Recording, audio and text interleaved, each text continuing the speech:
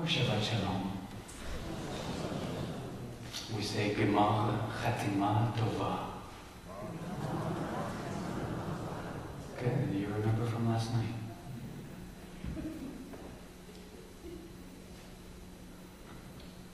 So I just want to let you know, I intend to practice what I preach today.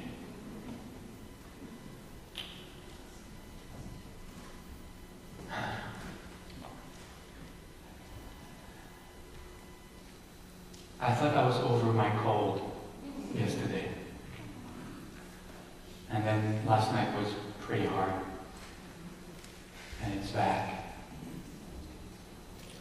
So I'm going to practice simply being with what is. You know, not fighting it, not wishing it wasn't there, not making up stories about how I should have whatever, should have, what didn't have, whatever. And we're just going to take it slow. You know, I'm going to do the best I can and be as present as I can be with what is. And step into the day as it presents itself for all of us. Because really this day, I was just reflecting with the musicians before we came in, this day is really a gift. It's really an amazing, amazing gift. I mean, here we are. And we have a day completely for ourselves. Now think about it. How often do we get to do that? How often do we get to have a whole day just to be in one place? Just to be in one place, not to have to be anywhere else or run to any other places. We're here in this sacred space that we create together just for ourselves. And then even better than that, we don't have to worry about what's for lunch. I mean, have you ever looked at how much time we spend worrying about what we're going to do for the next meal? The hours that we spend in the grocery stores worrying about what we're going to eat. Today we don't have to do that. We don't have to worry about what we're going to do for lunch, and we don't have to worry about what's next. Because what's next is more of this. And it's going to go until 7 o'clock tonight. So you don't have to have the mind churn around, okay, what's happening now next? How do I plan my travel routes? Where are we going to, no. We're here. This is it. And it's a time for us to settle in. Now kick off your shoes and just, we're here. We're here for the day, and it's our day. It's a day for us.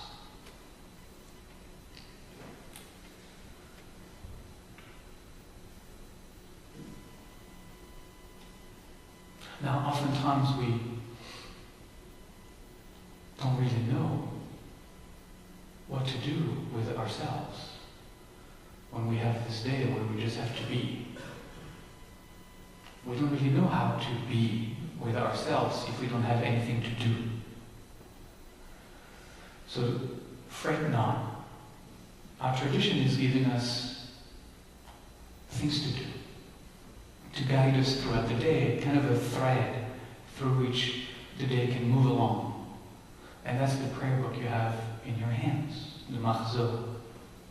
And in it is a schedule of things that are going to happen.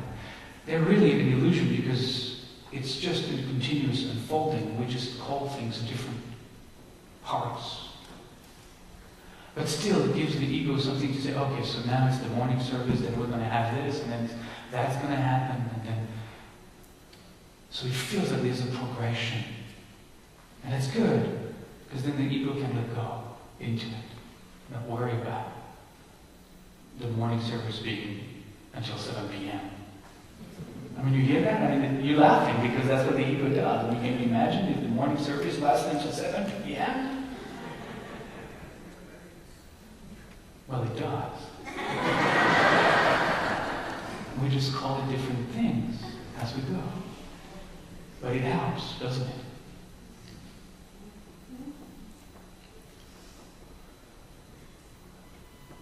And so the tradition brings us, words of prayers, of blessings, songs we're going to sing together. But I want to warn all of us that, simply reciting the words on the page, simply mouthing the prayers, singing the songs, isn't really what we're here for.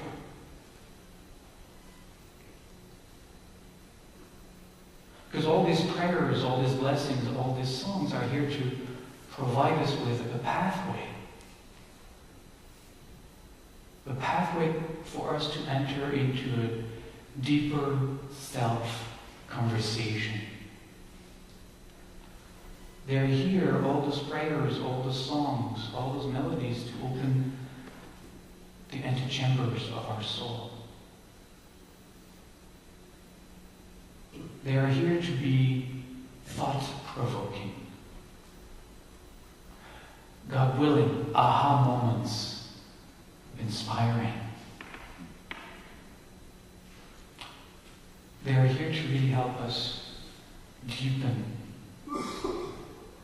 our presence in this space, so that we can make ourselves available to hear, to listen for whatever it is we've come here to hear, whatever message is embedded in, one of those songs, one of those melodies, one of those prayers, even though we've said them for years.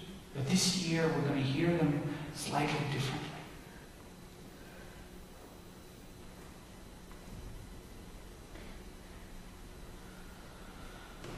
Now for some of us, prayers feels uncomfortable.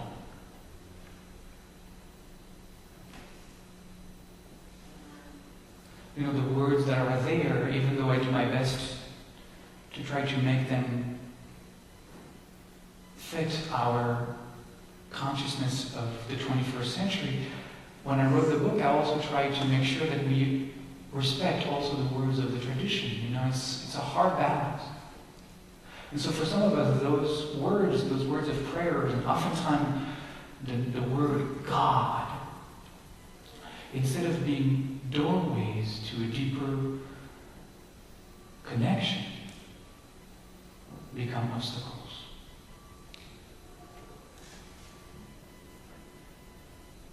I think it's time we have a God conversation.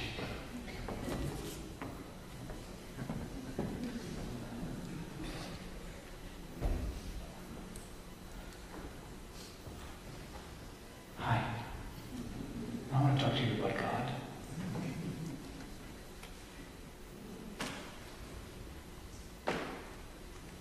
I was reflecting about that discomfort we feel, with His words, with the name God. And because this is the High Holy Day, I thought, you know what? This is a time for introspection. This is a time to wrestle with it. This is a time to see, okay, what's going on here? Why is the discomfort present? Why do I feel this is a language from an ancient time and it's hard to connect? So I asked myself, okay, who is uncomfortable?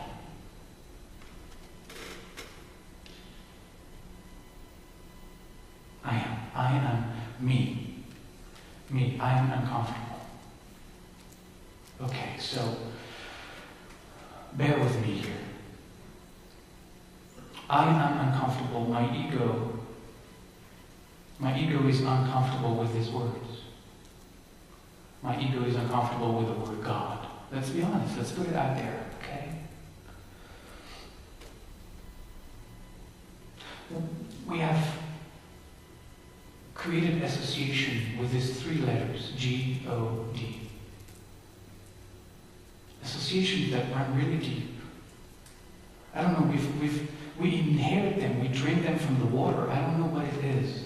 Because even my kids, and they're going to a Jewish day school. I mean, they went to a Jewish day school in their early years, and Leo is finishing this year, but they came home with that same concept, that idea we have of the white old man with a white beard seated in his throne on high, somewhere between Zeus and Santa Claus.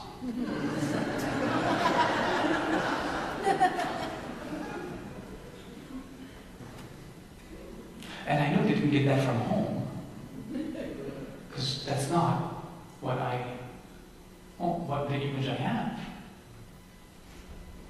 And we all have inherited this, whether we like it or not, whether our parents were thinking about it differently or not. I mean, clearly it's there. And so we have that image.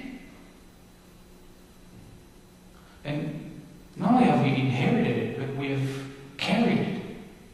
Whether we liked it or not, we've kept propping it up. The ego has kept that image around.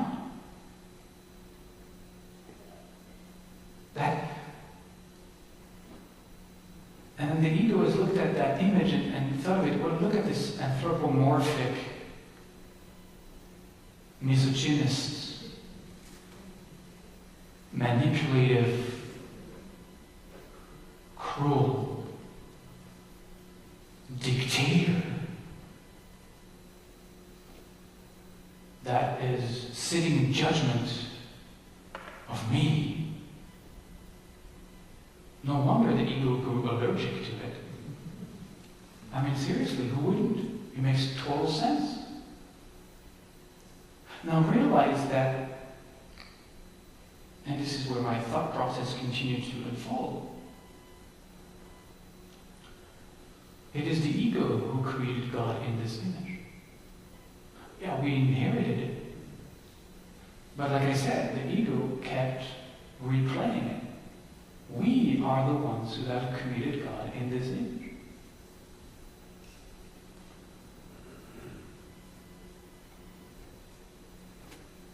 But it's just an idea. I mean, it's really, if you look at it, it's just a thought. It's just a concept. It's an image that we hold in mind. It's a belief that we have about what is underneath G-O-D. And a belief that we have come to no longer believe in.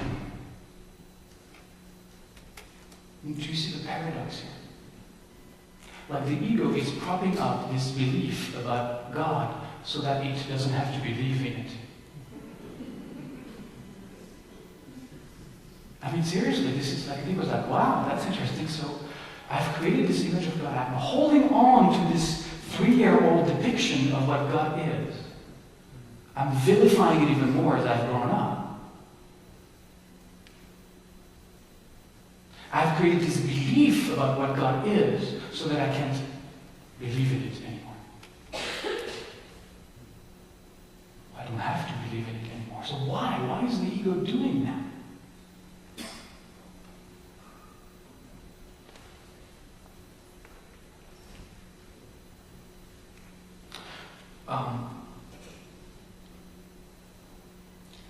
Look, the ego is claiming its territory. The ego is that which is at the center of the universe. We are at the center of the universe. And we are completely in control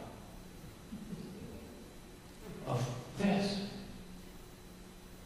And therefore, there is no room for God here because I am here at the center of the universe.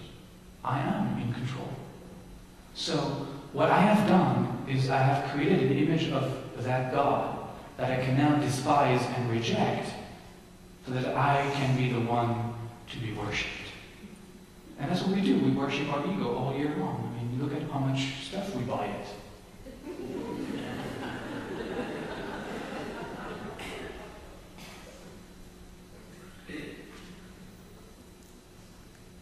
It is a way for the ego to get rid of competition. And that's what prayer actually does. That's why the ego can't stand prayers. Because prayer is, again, it's a doorway, a pathway to a greater awakening to that which is bigger than the little me.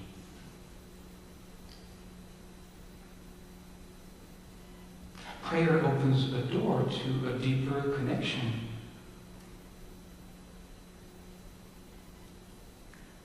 with a part of self that transcends our ego, that transcends our association, our collapse into our ego. Prayer is about entering in a relationship with that which we don't understand.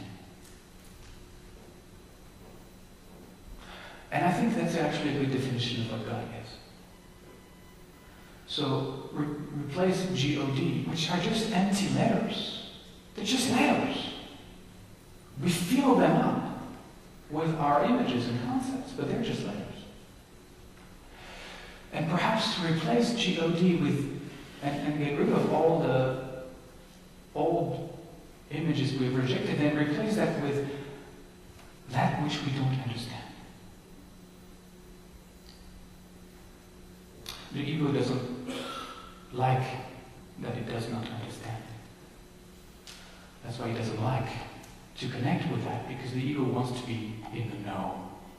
The ego wants and loves to know everything. And what it can't know does not exist. Well, we say that, if you don't see it, it's not, right? We can't believe it. I believe it when I see it, when I know it. God, that which we don't understand.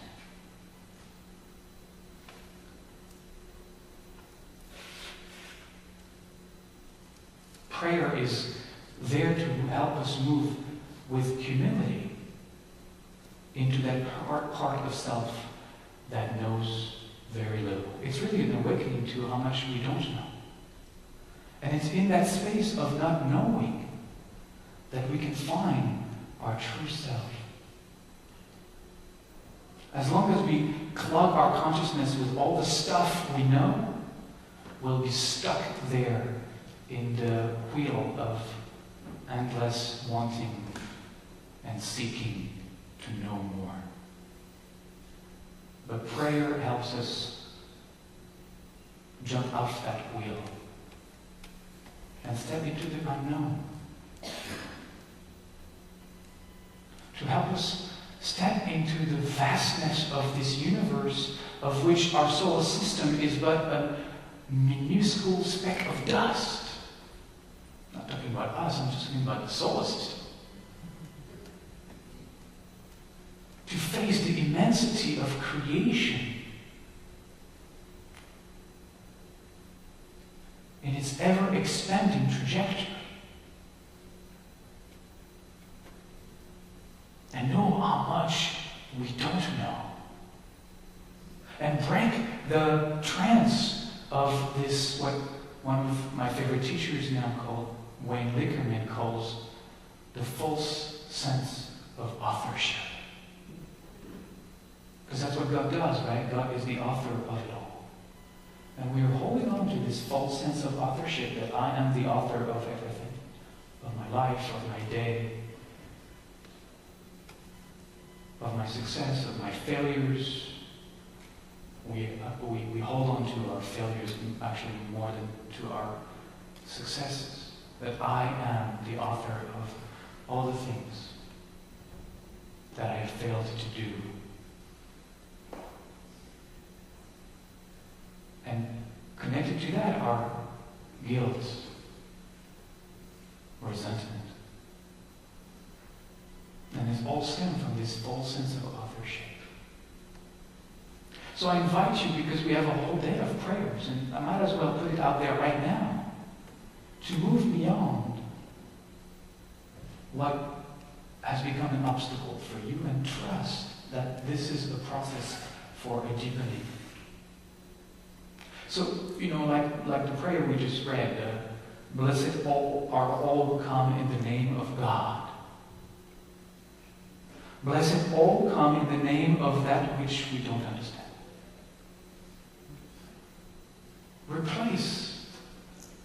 If the word is an obstacle, replace.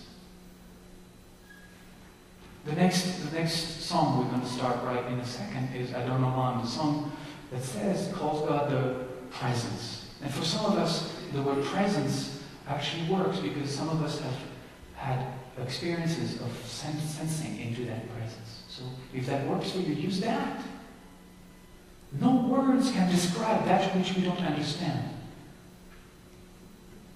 Use that which isness, source with a capital S, essence with a capital E, whatever works for you. In the Baruch Hu at the bottom of the page, the word is eternal.